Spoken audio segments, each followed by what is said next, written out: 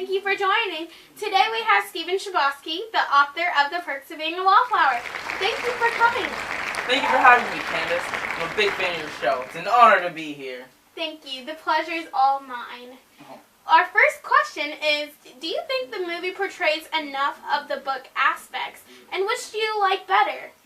Well, I think the book, it shows more of the background information and details of the story, but seeing the thought that I had in my head for so long come to life was very, very amazing.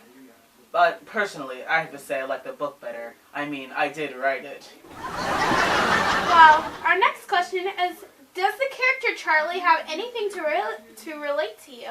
And if so, how did you come up with the story? Well, I would have to say Charlie came to me one day. I'd been thinking of this book idea for a while, and one morning it just clicked. I was actually writing a story for another class, and the sentence just came to me. I guess that's just one of the perks of being a wallflower. And 5 years later, I started writing about it.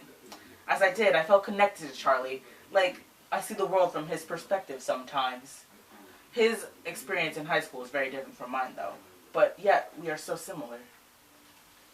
Most of the books on teenagers' feelings and experience are of girls, and so what made you think of creating a boy's thoughts and feelings? Like I said before, I felt a connection between Charlie and I. And I didn't want to be just like everyone else. I wanted to be different. Instead of the classic drama girl book, I wanted to have a new, unique, creative book. Charlie reads The Catcher in the Rye many times through the book. Have you read the book, and what are your thoughts on it? Absolutely love The Catcher in the Rye. I read it when I was growing up. J.D. Salinger's definitely had an effect on me as a writer. He influenced my writing, and it's a classic American piece, written very well. Is writing something you've been wanting to do since you were young?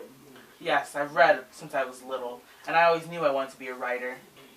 Is it difficult juggling being an author, editor, screenwriter, and a film director? It's not the easiest job, and I'm usually very busy. But if you really want something, you will make time for it and balance it. What are some parts of the book you took from personal experience? That's a good question. Well, growing up in Pittsburgh, the only places you could go to get something different was the movie, the Rocky Horror Picture Film, and this coffee house called The Beehive. Did the movie affect your particular way in life? Yes, the movie was very therapeutic. To see the things that have been in my head on the screen has brought me peace and happiness.